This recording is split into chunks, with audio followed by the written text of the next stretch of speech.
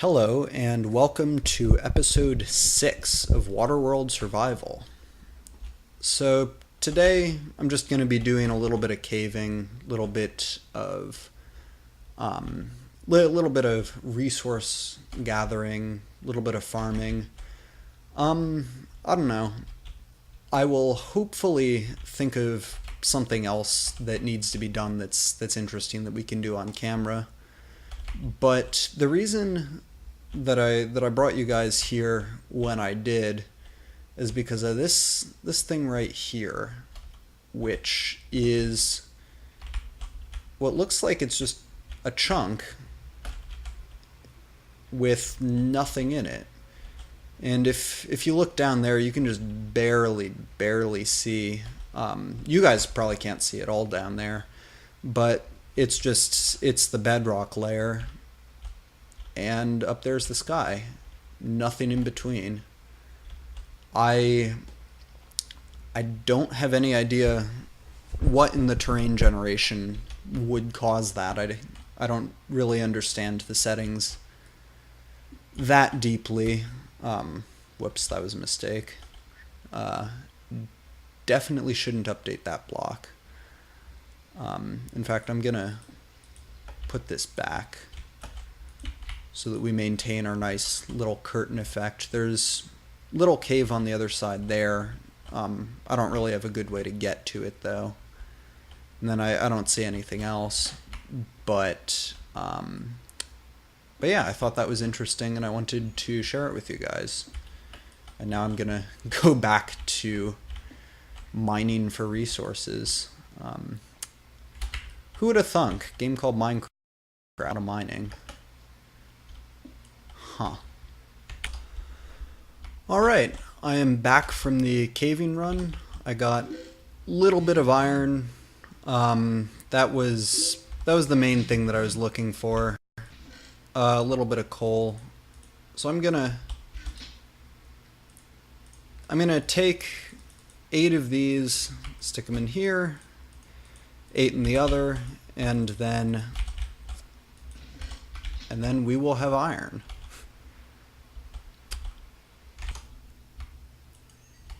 Alright. Okay, so one of the things that I wanted to accomplish today is I wanted to create a little device to automatically convert wood into charcoal. And so let's see, I should now have everything that I need to go build that.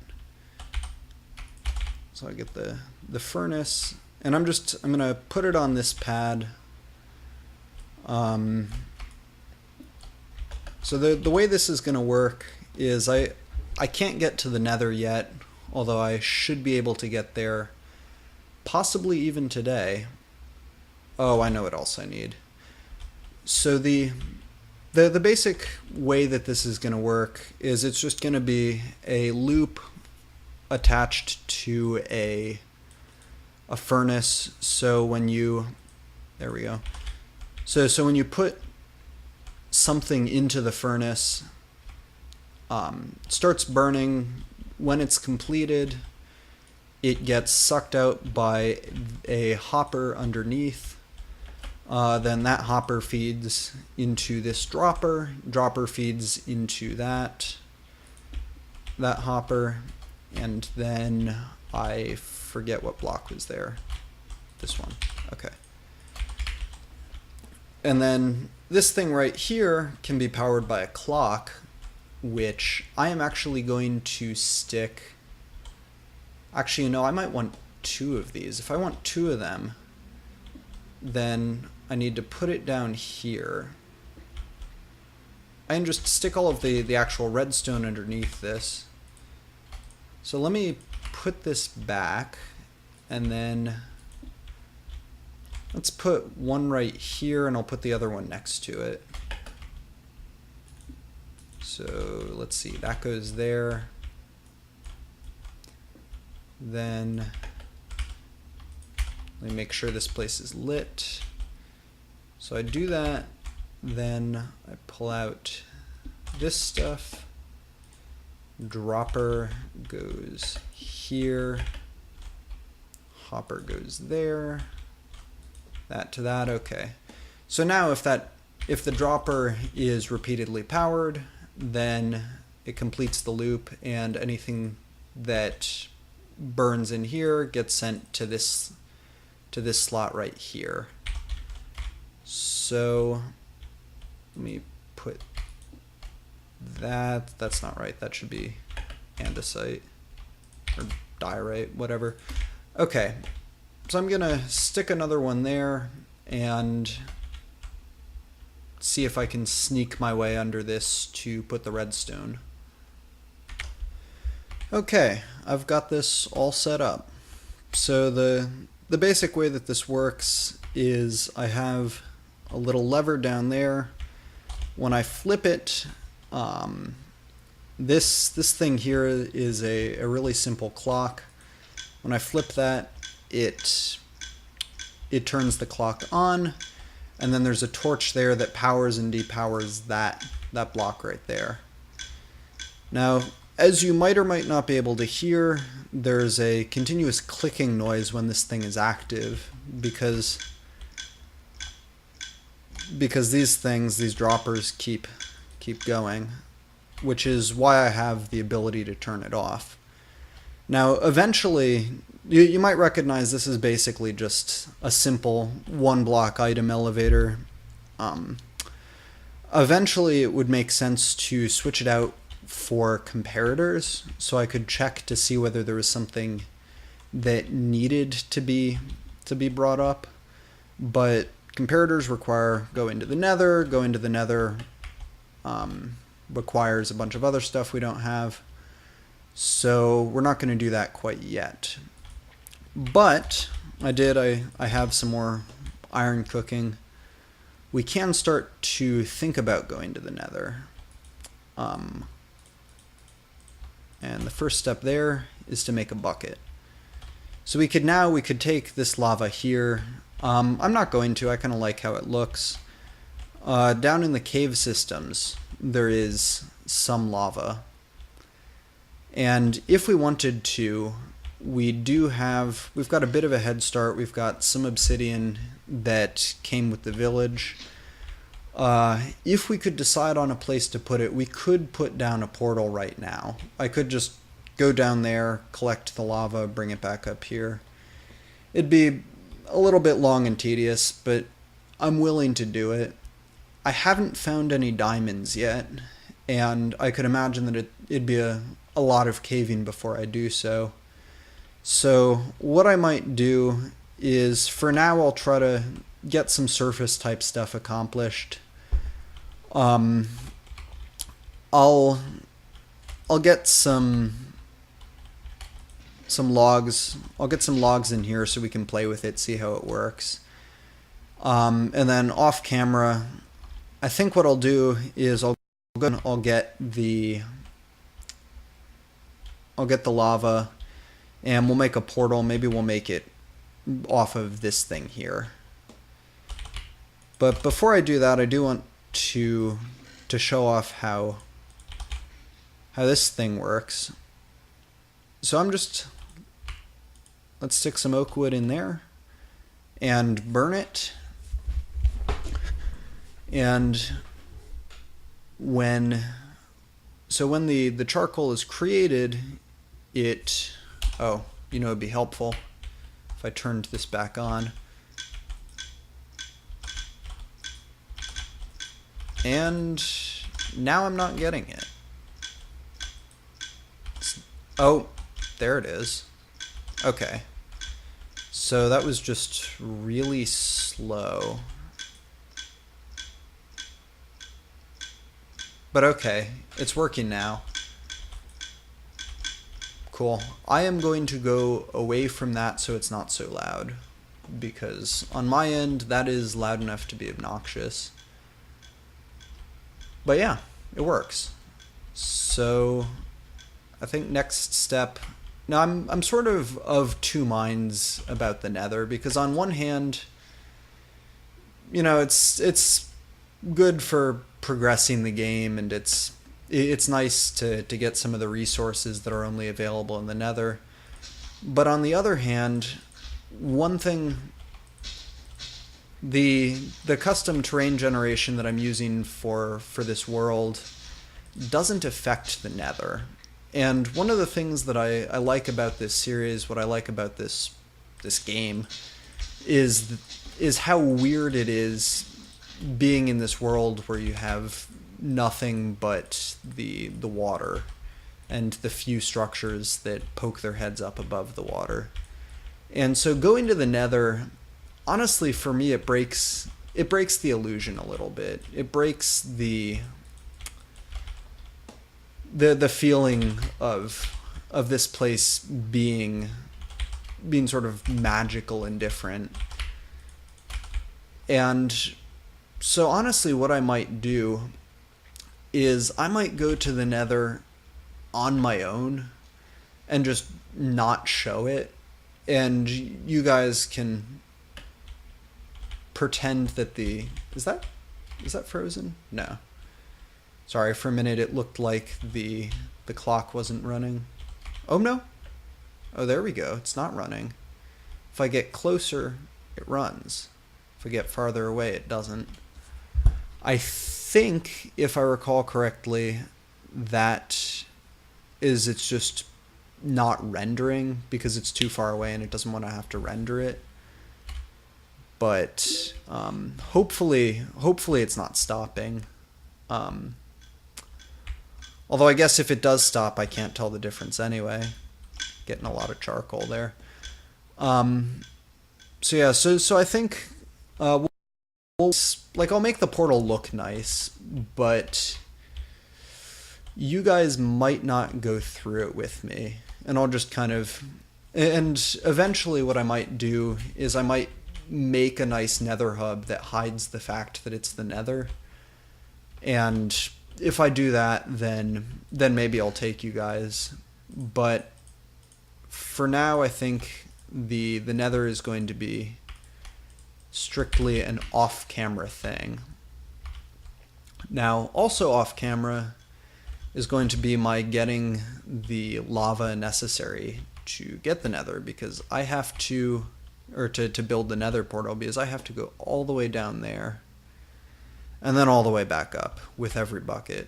In fact, I think it might be worth making one more bucket just so that I don't have to make as many trips. But yeah, I'm gonna do that off camera. I'm gonna make the portal, and then lava should be quite abundant. Alright, that took a lot longer than I would have liked, but here we are. Nether.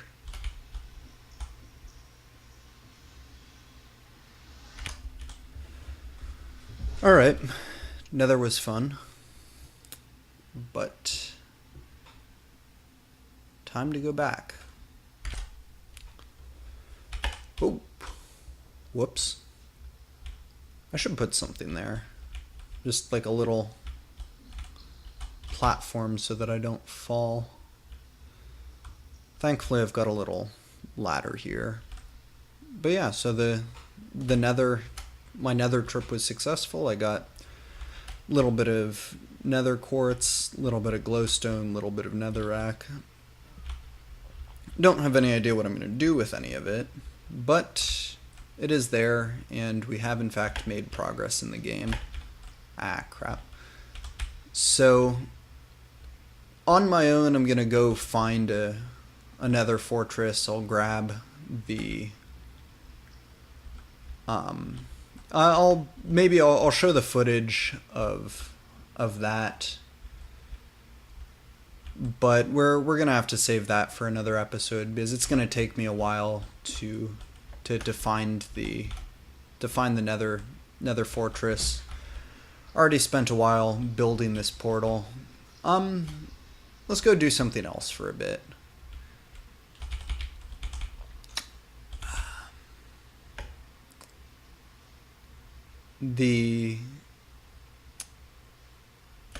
So the next major thing that we should probably talk about is the fact that there's not really a good way for me to find end portals.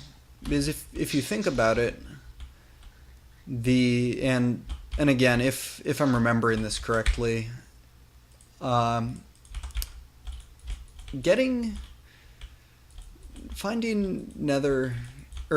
strongholds rather requires ender pearls, and I don't know how to get ender pearls.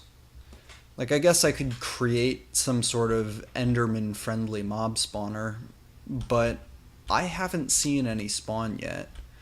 And I know that the spawn rate on Enderman is lower than usual, but I've been playing for a while. Like, it's lower than other mobs, but I've been playing for a while, and I haven't seen any at all, which worries me just a little bit, because it might be that I have to build some sort of mob spawning system, like some special purpose build just to get Endermen.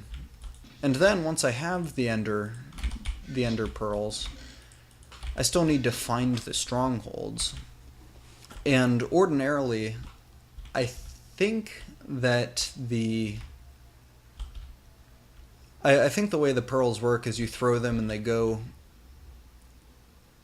in the same horizontal plane as you are towards where the stronghold is.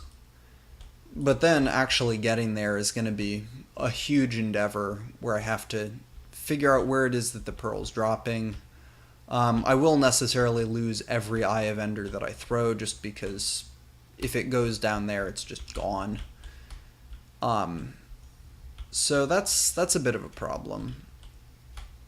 So even though we've been making decent progress in the sort of the story part of Minecraft, I guess I'll call it, thus far, we're about to hit a bit of a roadblock, and I haven't figured out yet what it is that we need to do to bypass that roadblock.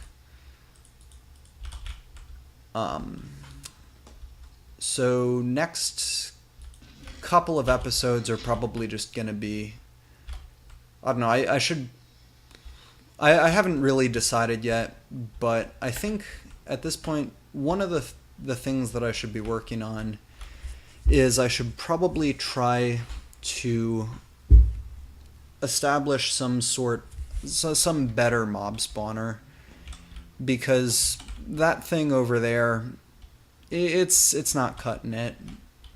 I get a few mobs to spawn every time I go over there. If I go back and forth a lot, sometimes they don't spawn at all. So really, but on the other hand, spiders, I like spiders. On the other hand, this area is basically pre-spawn proofed just by the nature of the terrain. So I could, that was weird. Oh god, lag spiders. So if I were to build something a little more effective, something with a nice decent set of spawn pads, I could probably get some pretty massive drops from it. The other thing that I should be working on at some point is I should put together, like I need to get silk touch so that I can get some grass from the top of those things to a place where passive mobs can spawn. Because as far as I can tell, there aren't any passive mobs in the world. So if I can place down some farmland, I should be able to pretty efficiently spawn those as well. But both of those things are going to have to wait for the next episode. See you then.